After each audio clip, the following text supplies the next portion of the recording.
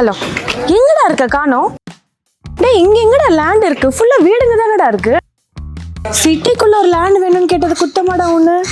டேய், எங்கடா? இங்கதான் இருக்கேன், உனக்கு தெரியலையா? இங்க எங்கேயுமே இல்ல. Hi, hi. இந்த இடம் தான் நான் சொன்ன இடம். கண்டிப்பாக என்ன தான் நம்ம அப்பார்ட்மெண்ட்டில் வீடு வாங்கினாலும் நமக்குன்னு சொந்தமாக ஒரு இடம் வாங்குற மாதிரி வருமா?